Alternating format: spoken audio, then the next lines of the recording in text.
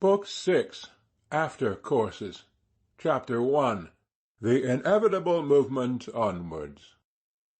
The story of the deaths of Eustacia and Wildeve was told throughout Egdon, and far beyond, for many weeks and months. All the known incidents of their love were enlarged, distorted, touched up, and modified, till the original reality bore but a slight resemblance to the counterfeit presentation by surrounding tongues. Yet, upon the whole, neither the man nor the woman lost dignity by sudden death. Misfortune had struck them gracefully, cutting off their erratic histories with a catastrophic dash, instead of, as with many, attenuating each life to an uninteresting meagreness through long years of wrinkles, neglect, and decay. On those most nearly concerned the effect was somewhat different. Strangers, who had heard of many such cases, now merely heard of one more. But immediately where a blow falls, no previous imaginings amount to appreciable preparation for it. The very suddenness of her bereavement dulled, to some extent, Thomason's feelings. Yet, irrationally enough, a consciousness that the husband she had lost ought to have been a better man did not lessen her mourning at all. On the contrary, this fact seemed at first to set off the dead husband in his young wife's eyes, and to be the necessary cloud to the rainbow. But the horrors of the unknown had passed. Vague misgivings about her future as a deserted wife were at an end. The worst had once been matter of trembling conjecture. It was now a matter of reason only, a limited badness. Her chief interest, the little Eustacia, still remained. There was humility in her grief, no defiance in her attitude, and when this is the case, a shaken spirit is apt to be stilled. Could Thomason's mournfulness now and Eustacia's serenity during life have been reduced to common measure, they would have touched the same mark nearly. But Thomason's former brightness made shadow of that which in a sombre atmosphere was light itself. The spring came and calmed her. The summer came and soothed her. The autumn arrived, and she began to be comforted, for her little girl was strong and happy, growing in size and knowledge every day. Outward events flattered Thomason not a little. Wildeve had died intestate, and she and the child were his only relatives. When administration had been granted, all the debts paid, and the residue of her husband's uncle's property had come into her hands, it was found that the sum waiting to be invested for her own and the child's benefit was little less than £10,000. Where should she live? The obvious place was Bloom's End. The old rooms, it is true, were not much higher than the between-decks of a frigate, necessitating a sinking in the floor under the new clock-case she brought from the inn, and the removal of the handsome brass knobs on its head, before there was height for it to stand. But, such as the rooms were, there were plenty of them, and the place was endeared to her by every early recollection. Clem very gladly admitted her as a tenant, confining his own existence to 2 rooms at the top of the back staircase, where he lived on quietly, shut off from Thomason and the 3 servants she had thought fit to indulge in now that she was a mistress of money, going on his own ways and thinking his own thoughts. His sorrows had made some change in his outward appearance, and yet the alteration was chiefly within. It might have been said that he had a wrinkled mind. He had no enemies, and he could get nobody to reproach him, which was why he so bitterly reproached himself. He did sometimes think that he had been ill-used by fortune, so far as to say that to be born is a palpable dilemma, and that instead of men aiming to advance in life with glory, they should calculate how to retreat out of it without shame. But that he and his had been sarcastically and pitilessly handled in having such irons thrust into their souls, he did not maintain long. It is usually so, except with the sternest of men.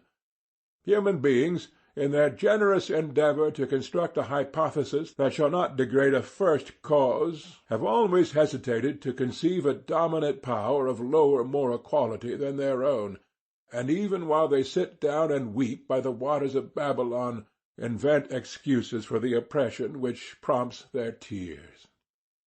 Thus, though words of solace were vainly uttered in his presence, he found relief in a direction of his own choosing when left to himself.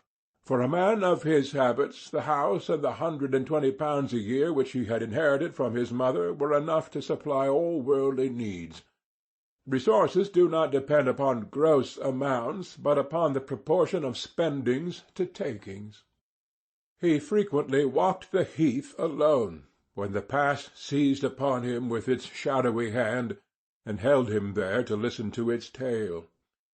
His imagination would then people the spot with its ancient inhabitants.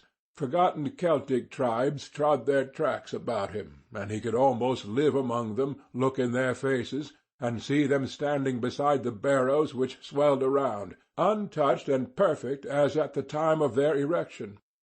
Those of the dyed barbarians who had chosen the cultivable tracts were, in comparison with those who had left their marks here, as writers on paper beside writers on parchment.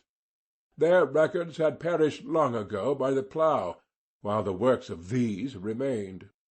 Yet they all had lived and died unconscious of the different fates awaiting their relics.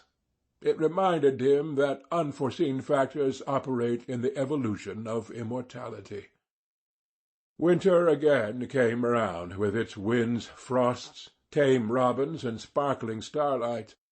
The year previous, Thomasin had hardly been conscious of the season's advance. This year she laid her heart open to external influences of every kind.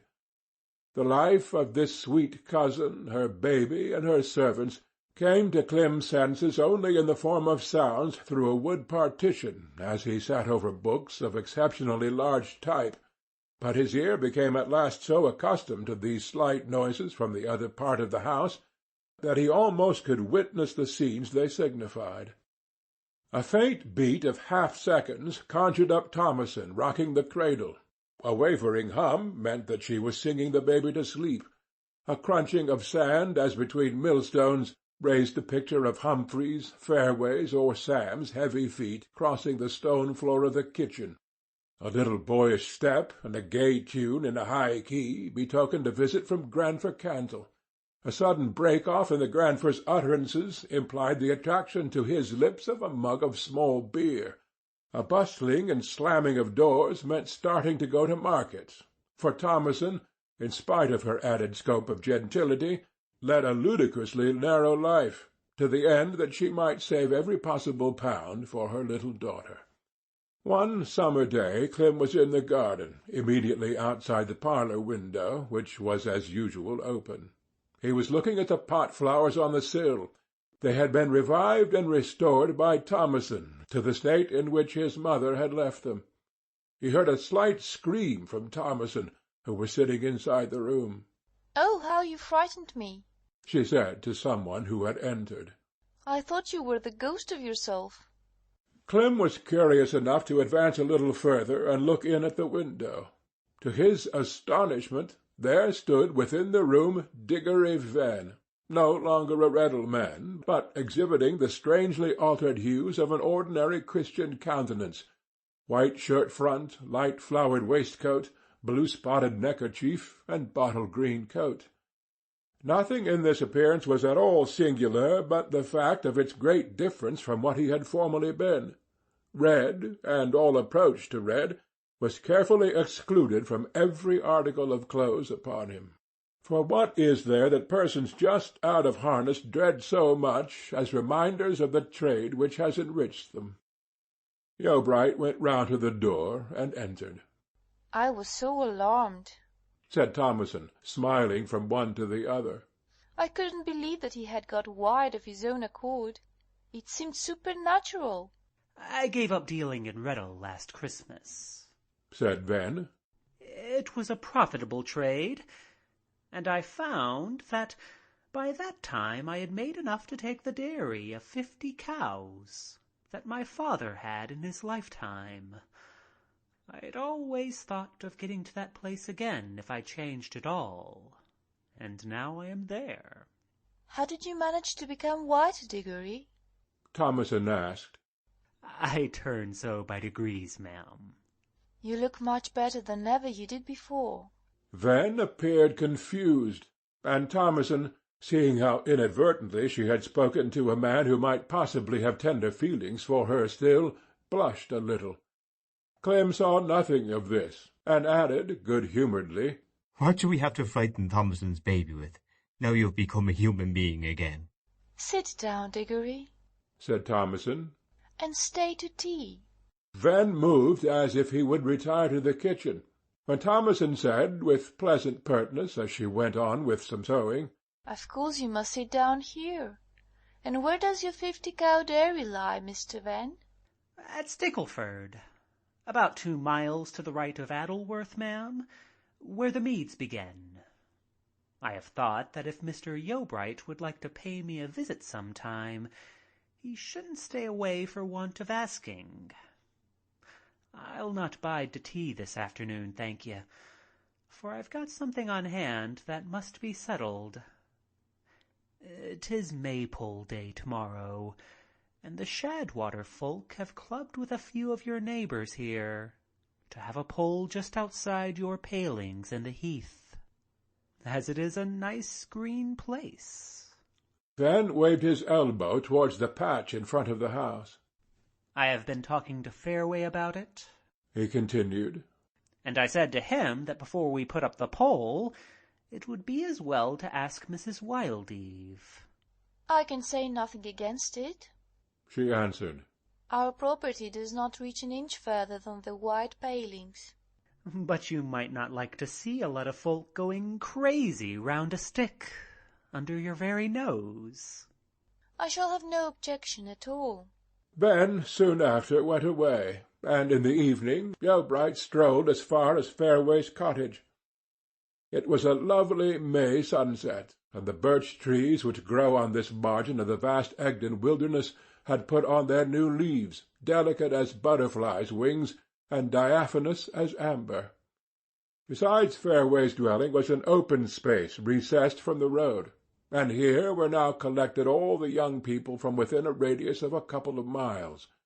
The pole lay with one end supported on a trestle, and women were engaged in wreathing it from the top downwards with wild-flowers. The instincts of merry England lingered on here with exceptional vitality, and the symbolic customs which tradition has attached to each season of the year were yet a reality on Egdon. Indeed, the impulses of all such outlandish hamlets are pagan still. In these spots homage to nature, self-adoration, frantic gaieties, fragments of Teutonic rites to divinities, whose names are forgotten, seem in some way or other to have survived medieval doctrine. Yeobright did not interrupt the preparations, and went home again. The next morning, when Thomason withdrew the curtains of her bedroom window, there stood the maypole in the middle of the green, its top cutting into the sky. It had sprung up in the night, or rather early morning, like Jack's beanstalk. She opened the casement to get a better view of the garlands and posies that adorned it. The sweet perfume of the flowers had already spread into the surrounding air, which, being free from every taint, conducted to her lips a full measure of the fragrance received from the spire of blossom in its midst. At the top of the pole were crossed hoops decked with small flowers. Beneath these came a milk-white zone of may-bloom, then a zone of bluebells, then of cowslips, then of lilacs, then of ragged robins, daffodils, and so on, till the lowest stage was reached. Thomas had noticed all these, and was delighted that the May revel was to be so near. When afternoon came, people began to gather on the green, and Yeobright was interested enough to look out upon them from the open window of his room. Soon after this, Thomason walked out from the door immediately below, and turned her eyes up to her cousin's face. She was dressed more gaily than Yeobright had ever seen her dressed since the time of Wildeve's death, 18 months before. Since the day of her marriage, even she had not exhibited herself to such advantage. "How pretty you look to-day, Thomason," he said. "Is it because of the maypole?" Not altogether. and then she blushed and dropped her eyes, which he did not specially observe, though her manner seemed to him to be rather peculiar, considering that she was only addressing himself. Could it be possible that she had put on her summer clothes to please him? He recalled her conduct towards him throughout the last few weeks, when they had often been working together in the garden, just as they had formerly done when they were boy and girl under his mother's eye. What if her interest in him was not so entirely that of a relative as it had formerly been? To Yeobright, any possibility of this sort was a serious matter, and he almost felt troubled at the thought of it. Every pulse of lover-like feeling which had not been stilled during Eustatia's lifetime had gone into the grave with her. His passion for her had occurred too far on in his manhood to leave fuel enough on hand for another fire of that sort, as may happen with more boyish loves. Even supposing him capable of loving again, that love would be a plant of slow and laboured growth, and in the end only small and sickly, like an autumn-hatched bird. He was so distressed by this new complexity that when the enthusiastic brass band arrived and struck up, which it did about 5 o'clock, with apparently wind enough among its members to blow down his house, he withdrew from his rooms by the back door, went down the garden, through the gate in the hedge, and away out of sight. He could not bear to remain in the presence of enjoyment to-day, though he had tried hard. Nothing was seen of him for 4 hours. When he came back by the same path it was dusk, and the dews were coating every green thing. The boisterous music had ceased, but entering the premises as he did from behind, he could not see if the May party had all gone till he had passed through Thomason's division of the house to the front door. Thomason was standing within the porch alone. She looked at him reproachfully. "You went away just when it began, Clem," she said. Yes, I felt I could not join in. You went out with him, of course. "No, I did not." You appeared to be dressed on purpose. "Yes, but I could not go out alone. So many people were there. One is there now." Yeobright strained his eyes across the dark green patch beyond the paling, and near the black form of the maypole he discerned a shadowy figure, sauntering idly up and down. Who is it? He said. "Mr. Van," said Thomason. You might have asked him to come in, I think, Tamsy. He has been very kind to you, first and last. "I will now," she said, and, acting on the impulse, went through the wicket to where Ven stood under the maypole. "It is Mr. Van, I think?" she inquired. Ven started as if he had not seen her, artful man that he was, and said, Yes. "Will you come in?" I am afraid that "I have seen you dancing this evening, and you had the very best of the girls for your partners. Is it that you won't come in because you wish to stand here and think over the past hours of enjoyment?" Well, that's partly it, said Mr. Van, with ostentatious sentiment. But the main reason why I am biding here like this is that I want to wait till the moon rises. "To see how pretty the maypole looks in the moonlight?" No, to look for a glove that was dropped by one of the maidens. Thomason was speechless with surprise. That a man who had to walk some 4 or 5 miles to his home should wait here for such a reason pointed to only one conclusion. The man must be amazingly interested in that glove's owner. "Were you dancing with her, Diggory?" she asked, in a voice which revealed that he had made himself considerably more interesting to her by this disclosure. No. He sighed. "And you will not come in, then?" Not tonight. Thank you, ma'am. "Shall I lend you a lantern to look for the young person's glove, Mr. Van?" Oh, no. It is not necessary, Mrs. Wildeve. Thank you. The moon will rise in a few minutes. Thomason went back to the porch. Is he coming in? said Clem, who had been waiting where she had left him. He would rather not to-night, she said, and then passed by him into the house, whereupon Clym too retired to his own rooms. When Clym was gone, Thomasin crept upstairs in the dark, and just listening by the cot to assure herself that the child was asleep, she went to the window, gently lifted the corner of the white curtain, and looked out. Then was still there. She watched the growth of the faint radiance appearing in the sky by the eastern hill, till presently the edge of the moon burst upwards and flooded the valley with light. Diggory's form was now distinct on the green. He was moving about in a bowed attitude, evidently scanning the grass for the precious missing article, walking in zigzags right and left till he should have passed over every foot of the ground. How very ridiculous! Thomasin murmured to herself, in a tone which was intended to be satirical. To think that a man should be so silly as to go mooning about like that for a girl's glove. A respectable dairyman, too, and a man of money as he is now. What a pity! At last Venn appeared to find it, whereupon he stood up and raised it to his lips. Then, placing it in his breast-pocket, the nearest receptacle to a man's heart permitted by modern raiment, he ascended the valley in a mathematically direct line towards his distant home in the meadows. End of Book 6, Chapter 1.